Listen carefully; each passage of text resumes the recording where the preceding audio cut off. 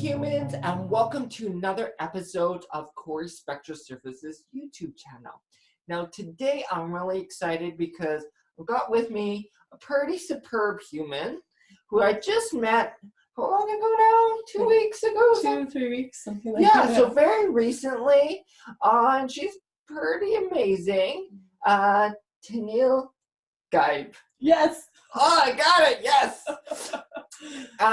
And so just to start off with, I'll let Tanille just introduce. She does so many amazing things. I won't remember it. I have a hard time remembering my own stuff, and then no way I'm going to remember hers. So, so do you want to start by sharing some of what you do? And Yeah, it's always funny to do like interviews of like, what am I? I think like my prominent brand or title is that I'm a lover of humans. Mm-hmm.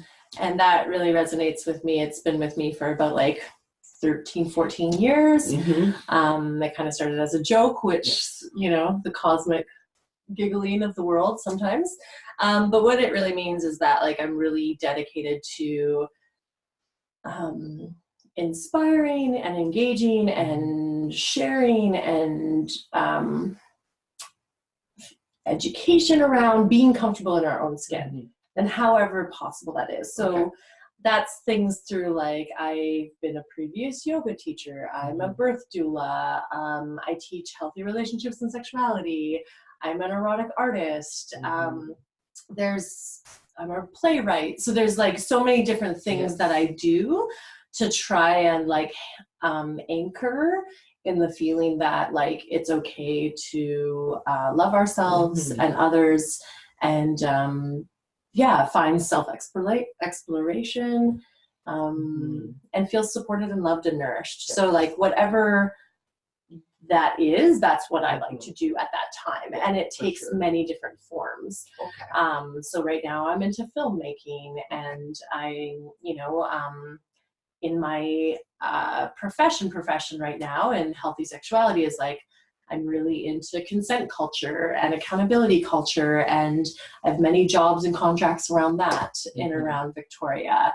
I just love facilitating conversations, sharing knowledge, and most importantly, I think the gift that I have is to share my vulnerability and my stories with people, so that it's like an invite for them to connect. Yeah. Well, one of the labels I know that I found out recently is she's also known as the consent captain. Yes. Kind of says where people see her in the community, right? Yeah. The go-to person for this kind of information and knowledge. Yeah.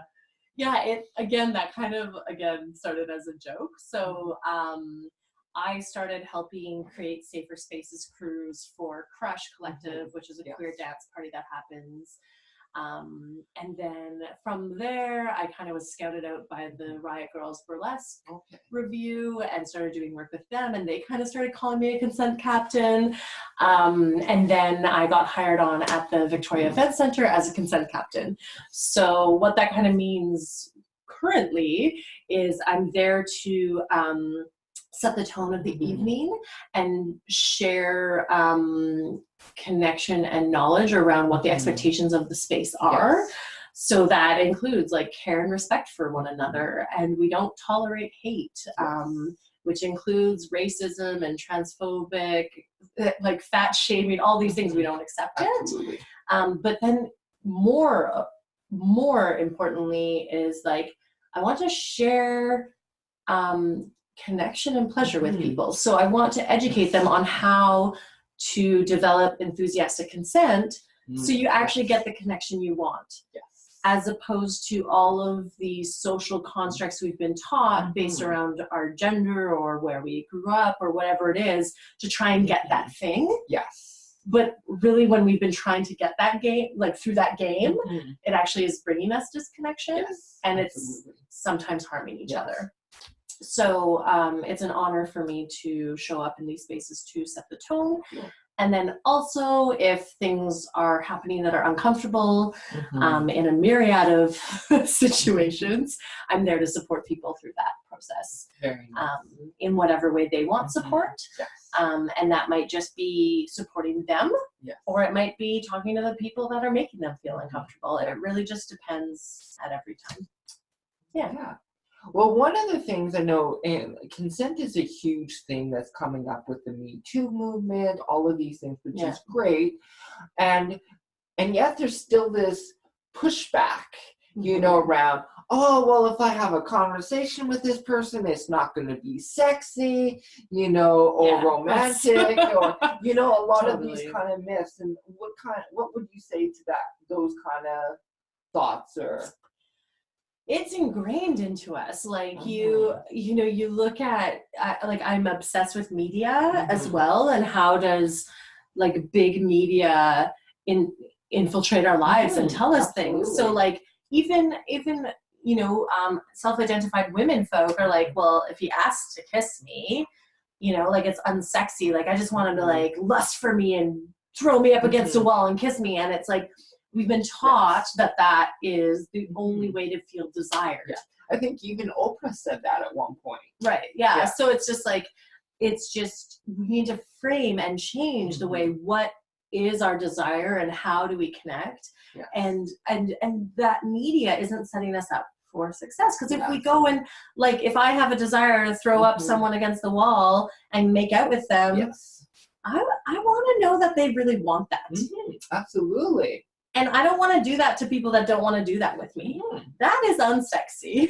I don't want to be making out with people that don't want to make out with me.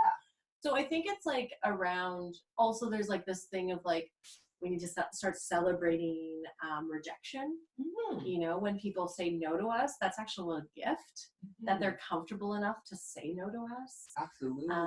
And I think that if we just practice a lot more about asking and putting ourselves in our vulnerability around our desires, like, there's more connection and pleasure available for all of us. And also what I've found is that sometimes when you ask people without that expectation, it's amazing how many people, even though they may not be interested or be in a place to, they feel really complimented.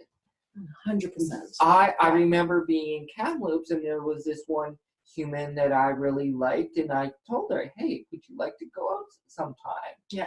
And it just kind of floored her, put her back, and it was like, you know, I can't, because I'm in a monogamous married relationship right now. But she said it just made her day that someone would ask her out and thought she was desirable.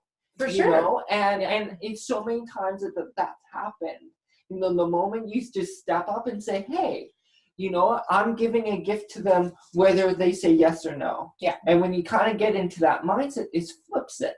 Because it's not about, you're a horrible person anymore or whatever. It just means that they're not interested, or it's not circumstantially, or they're not interested, and that's totally okay too. Like, we need to realize that, like, not everyone is going to want us, and that's healthy.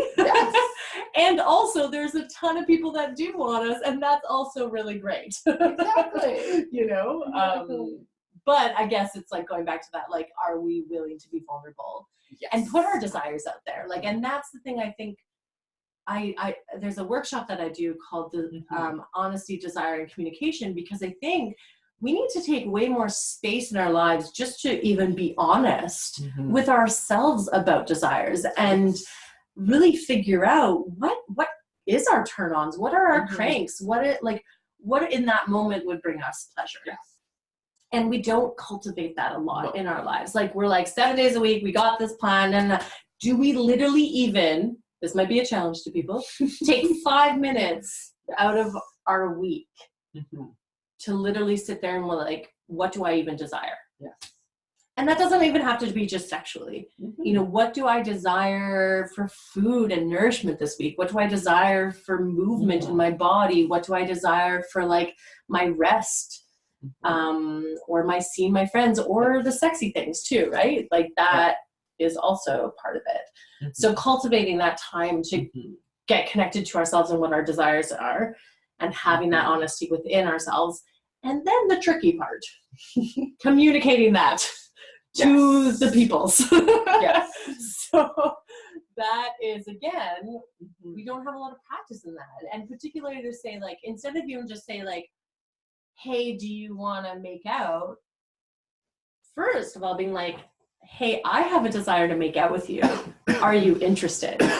Right? Yes. So, like, again, that's like a deeper invite because it's about me and my desires. I'm not putting it on you. I'm just saying, hey, this is my desire. What are your thoughts? Yeah. So, anyways, but it's tricky. Yeah, it can be We're tricky. all learning. Yes, absolutely. I think even those that do some of this work, we still go, oh, I could have asked that better or whatever. Yeah. And I think the other piece is being okay. Sometimes when you make mistakes and go, okay, well, this is how I can do it better this way, or maybe I can ask them how I could have better communicated that to them, right? And I know that's really getting vulnerable and scary for folks, but I think that when you can do that, you're getting the feedback you actually want. Totally. And I think, like, depending on what relationship you're cultivating with that person, that it's very different from, like, maybe a pickup scenario at a pub, or like someone who's your 5-year-long partner and you're just being in your desire, being vulnerable to ask if you want to, like, go on a date, you know, like, there is potential for rejection in both places. Yes. And no is a complete sentence, and no one has to actually give you that information. But what I find is if you're actually trying to cultivate connection, being that vulnerable and asking for those feedback moments. And also when someone says no to you, that might be just like, no, I'm done, fuck off. Like, it's, you know, or it might be like, no, I'm not interested in that. I do have desire to connect with you. It might be in a different way. Are you open to exploring that? So that also, as we start accepting no's, we can also hear people's other expressions. Yes. And desires. And that is really juicy. And sometimes people do want to say yes, but it's not the right context yet. Or maybe they're not ready, or they need certain things to make it a yes. And so there's that exploration about what would you need for it to be yes in those contexts, or what would you like, which is using an open-ended question really helps the other person to answer what feels right for them and what they're wanting or needing. Yeah, for sure. And I think, like, consent is like that really beautiful piece of ongoing. Yeah. So it's like, if I'm asking someone out on today's Tuesday, we'll say that, and we have plans on Saturday, right? We still have to check in to see if Saturday is still working for those people. Yeah. On Saturday, like, hey, are you still down for that date? Yeah. And then afterwards, like, following up and being like, hey, how did that date go for you on Saturday? Yeah. Like, you know, that shows like more care and attention for people's autonomy, changing desires, mental health issues, like, you name it, it's like, it's more supportive. Yeah, absolutely. Because I think because anything can happen. You make a date on Tuesday, your date's Friday or Saturday, anything can happen between now and then. And 9 times out of 10, 99 times out of 100, it probably had nothing to do with you. It just shit happened and you got to deal with it. Yeah, totally. And I also think, like, even when you say no to someone because you're like, oh, it's that like 5% off, so I'm just going to say no. Like, things might change too as well. And as you develop trust with that person or you have space, but the caveat there is allowing someone to be in their no comfortably and not pressure them for anything else. So accepting that no and then being in connection with them, depending on your needs and boundaries as well, that's fine. But you might also like cultivate more connection and them maybe one day being open to that thing. Yeah. You know, that you desire. Or maybe never. Maybe never. That's okay too. Yeah. So before, I want to change gears here in a bit, but I know that both of us do various types of workshops and around these topics. I do a lot around relationships, and part of that is getting comfortable with no. And so, and I know you've done a lot of other workshops along those realms too. Totally. Yeah. So shifting gears here. Now, this wonderful human is also a queer human. I'm queer. Yes. And so Yay. how do you see your queerness? What does that look like? I know sometimes that's constantly evolving and shifting, but what does that look like for you? Well, right now it's really juicy. Okay, awesome. Well, it's interesting because like the journey of queerness, like I grew up in Alberta and like I knew of like my great uncle who was gay. He also died of AIDS in the AIDS epidemic. But there was like I didn't know much about anything else about queerness. Yes. Particularly around gender. Particularly, I knew there was like an option to be gay, but I didn't even know there was options to really be lesbian or bisexual or anything like that. But I knew when I was really young, I think I was like 10 or 11, I was talking to my best friend Sherry and just telling her about like, I don't care who I fall in love with. You know, like I was just like, it could be boys or girls or whatever. Like I'm up for loving, you know? Yes. And so I think that was like the start of like knowing in my heart that like love doesn't seem to be a constraint the way that it might be taught to us. But what is interesting enough is that I really grew up very heteronormative, so very heterosexual, heteroromantic, because I also really enjoy males, right? And particularly in, again, that gender construct and dynamic, like as I got older, I became more shy. So the people I would be dating in that are male because that's the role. Like males ask women-bodied people out, and I was super happy with it too. I didn't feel like I was missing out. I didn't feel like, oh God, heterosexual so boring. Like I really loved those times and connections and moments with people. And then how that started developing too is like I had after like my big kind of like long-termish monogamish like relationship, I was single for a lot, and that was beautiful. I really love being single. It's very juicy. But I also started like looking at different relationship structures that felt more like me. And that was a beautiful journey to figure out like what does polyamorous mean to me? What does open mean to me? What does the communication and integrity feel like when you're interacting with multiple humans? And that was just so nourishing for me for many years. And then like kind of coming, I guess like maybe 5-ish years ago, really coming into more of my queerness from my sexual orientation, just really noticing that I really had romantic desire and sexual desire for women. And there's like 3 women that I really fell in love with, but I didn't have like romantic relationships with them or even sexual ones. Like one of them I had sexy times with, which was beautiful. But I didn't really fully envelop myself as a queer person that way. Probably because internalized homophobia and all these other things, but I also was like exploring myself in content. So then coming to a place like where I moved cities and did a bunch of healing, like I'm coming from like, I was like in a pretty abusive gaslighting relationship for many years. And so coming out of that, I've just been trying to work on a lot of healing, a lot of boundaries, and like, I threw out a lot of masculine energies in my life the past 3 years, and it's been really fucking hard for me.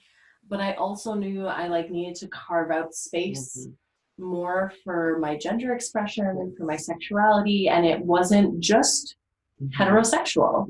And I teach a workshop on romantic and sexual orientations, and I find that like labels are really beautiful in so many ways, and they also limit me.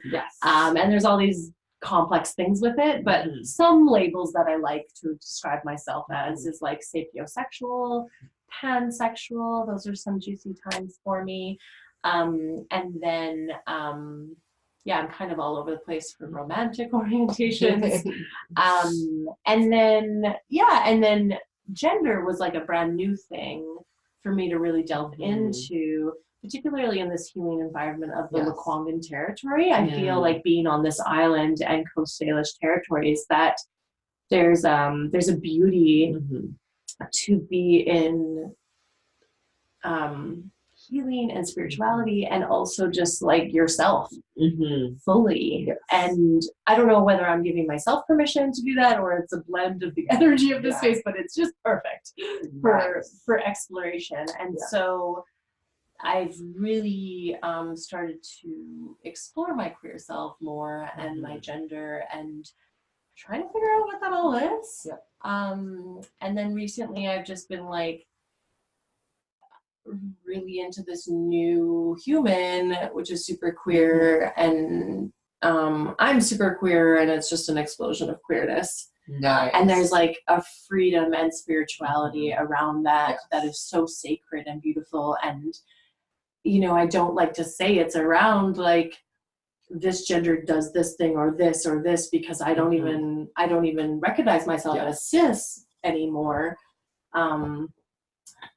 And also there's something so beautiful and unique about being queer and with a queer person. And it's an honor and a gift. Very cool. Yeah. That's kind of where I'm at. Is that the question? Sure, that works. Yeah. and through this, what you're sharing, I can see how the weaving of your life and your exploration of identity and your attractions and gender and all of those pieces have influenced the work that you do. Definitely. You know, 100%. coming to just saying lover of humans, which is a reflection of yourself, but also want to help other people come to that place as well. And your desire to have those consenting, amazing relationships, and how do you support other people in finding those kind of things too. Totally. And I think there's like that like deep-seated trauma stuff that has happened in my life, that it's like, okay, there is that root as well in my professional and personal life. Like, I'm teaching this stuff because I don't want to be harmed anymore. Exactly. And I don't want us to be in harm anymore. And I really like, so there it's in alignment of that as well. And also all this gorgeous beauty that I want to be in. So I'm like, hello humans, let's welcome all of this so we can be in it together. Well, and that's the thing. It's like we live in a culture that often lives in the extreme of being in a rape culture, really, and how we are just jostling just to survive in many ways. When on the flip side, there's that potential there to meet our desires, have those fun, engaging relationships, whatever they look like, with whoever they may be with, and to enjoy that, you know, and this movement towards that, I think it's the really interesting thing that you are doing, but also the shift that's happening 100%. in the West and really around the world, I think, in some capacity, right? And it's really cool to be able to envision relationships that are consent-based and are fun and look a whole assortment of different ways that are right for those folks, right? And, you know, I always always think about the bonobos. I know.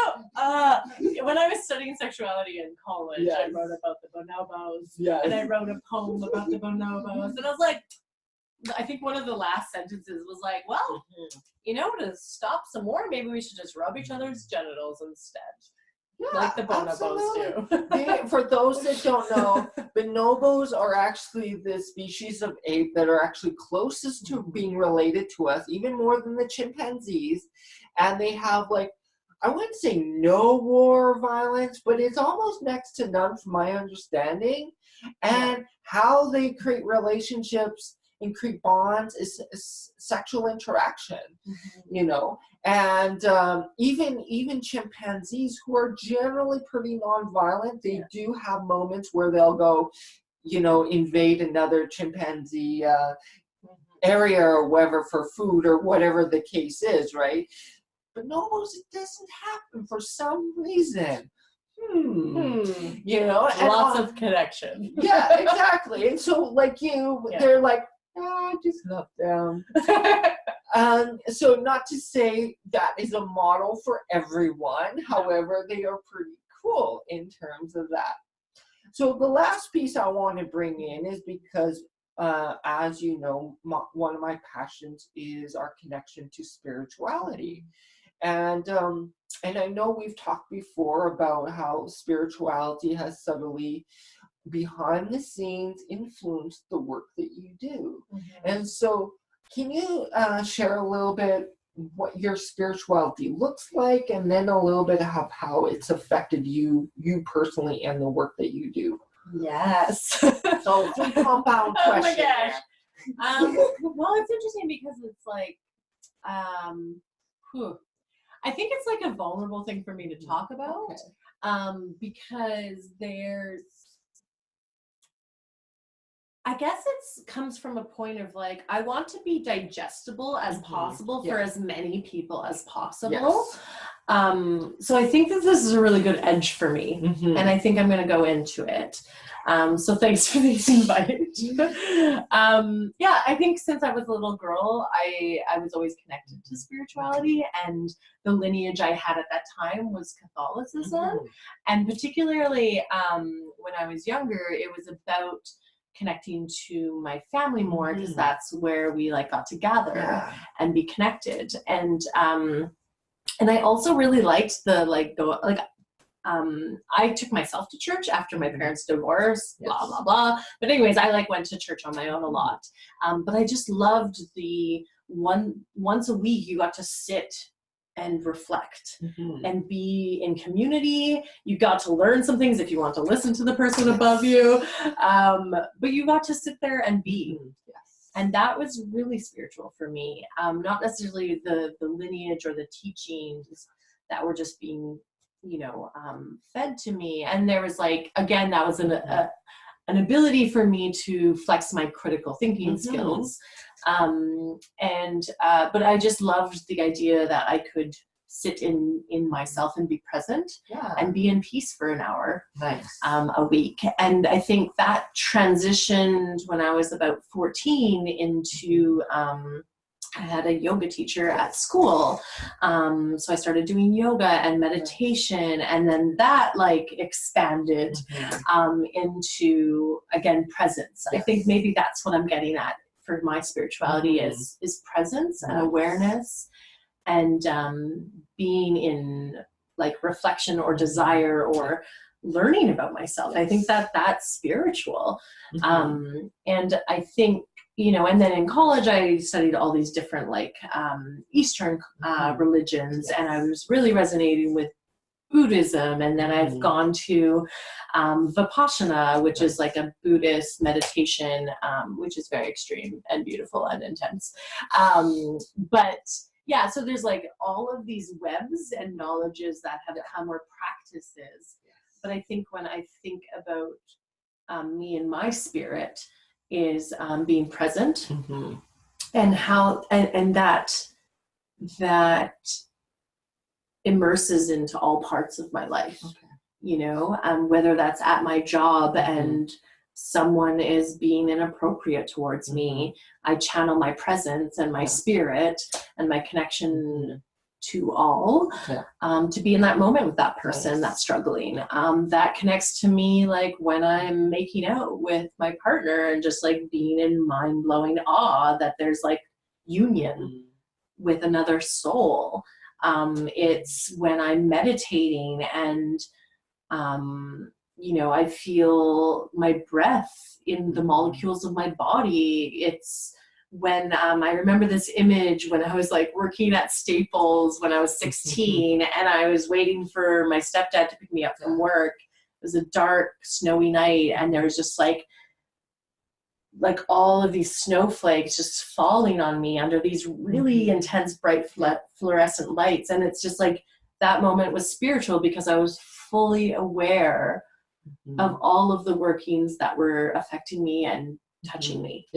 you know? So it's like, Mhm. I guess that's my exploration thus far in Very spirituality. And I think maybe it's coming down to like presence. Very cool. Yeah, maybe. Cool.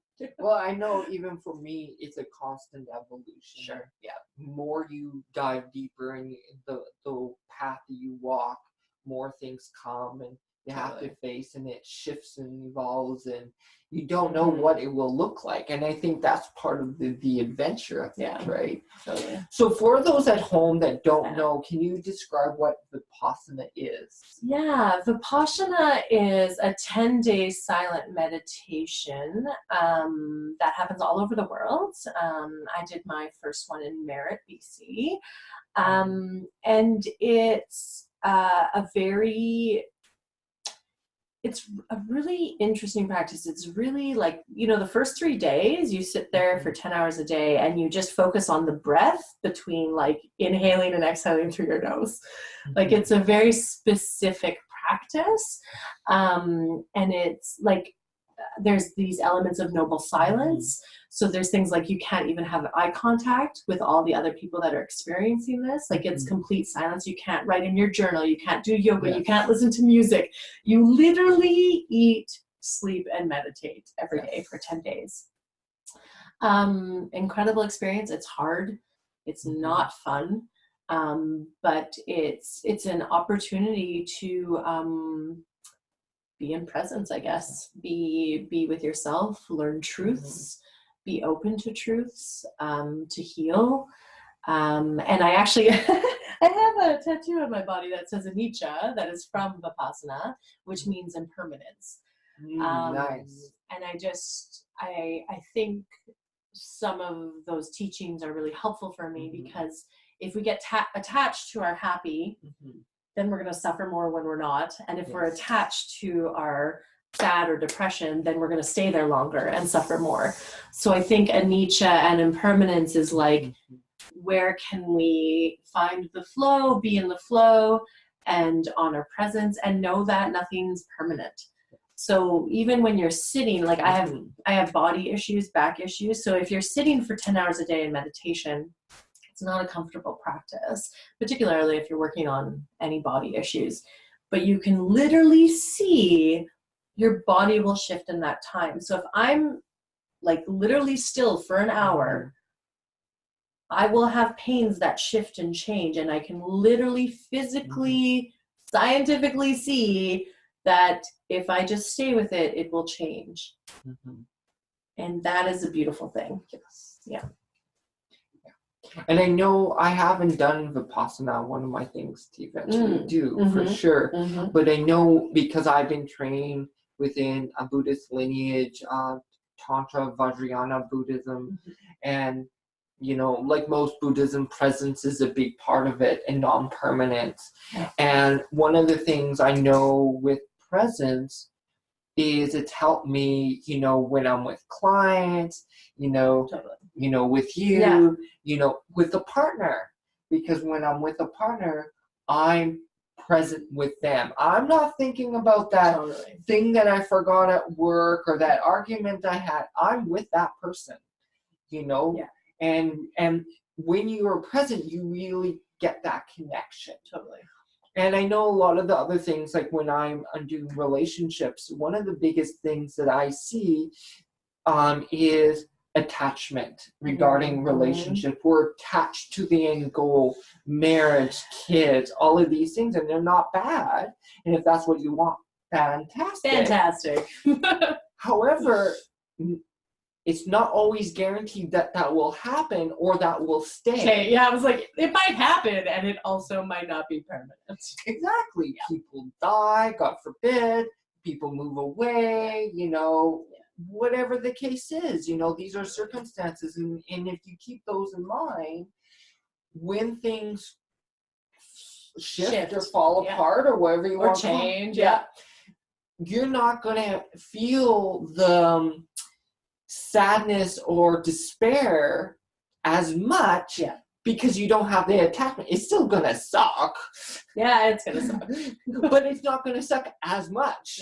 And I think that's the key, is being open to, And the other thing is, I think it brings it back to presence, because we sometimes focus so much on the future.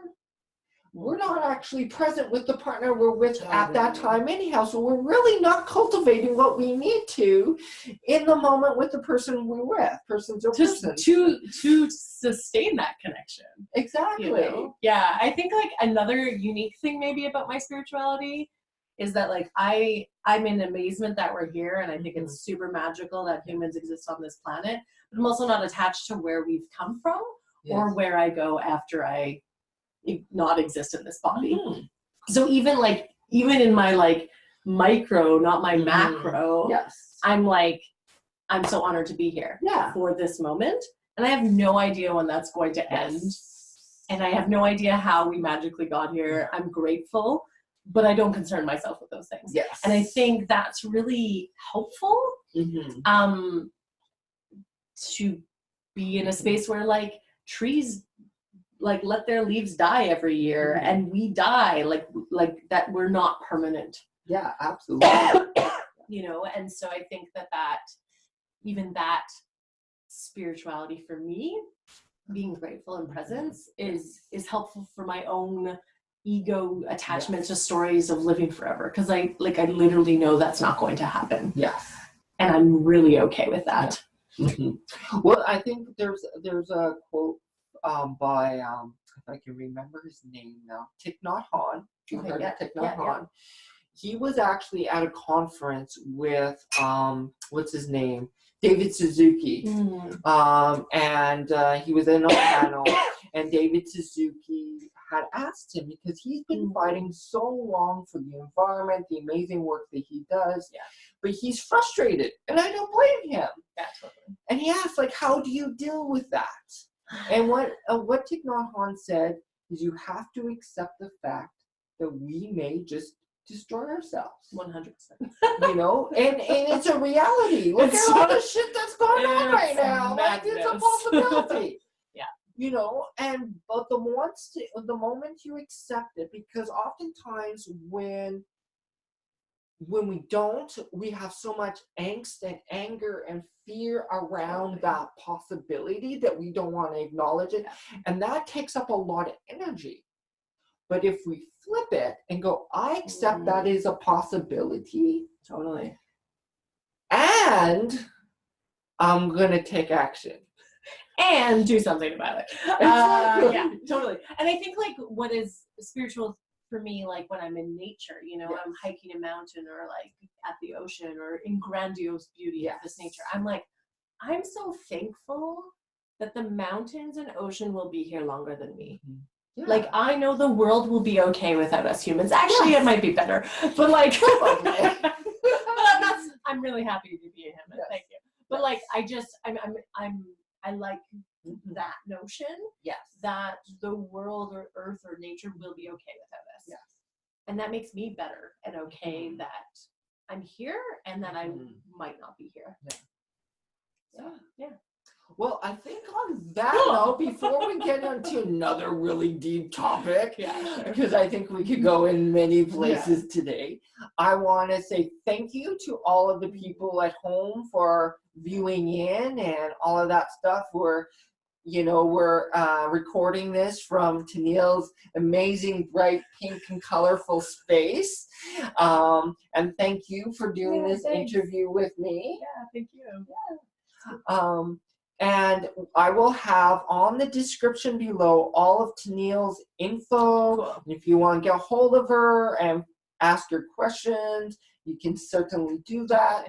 I will definitely have information about my information below, as well as links to my websites and all my information, so you can check that out. So if you like this video, please press like. If you want to subscribe and keep contact with all the other amazing videos that are coming up, because there's lots coming, so make sure you stay tuned and click the bell button. That's the best way to keep up to date with all the stuff that's going on, and there's lots, so you want to keep up to date. There's lots of life skills stuff. There's lots more interviews. I'm going to be having live discussions coming up about important topics. And so you want to make sure you keep up to date with all of those things. And please, if you have any comments or whatever, just write down, type below, and just say something about, or ask a question. Keep the conversation going, because all of these topics are really important, and we need to bring them out into the big wide world. All right. Thank you so much, and we'll see you all again.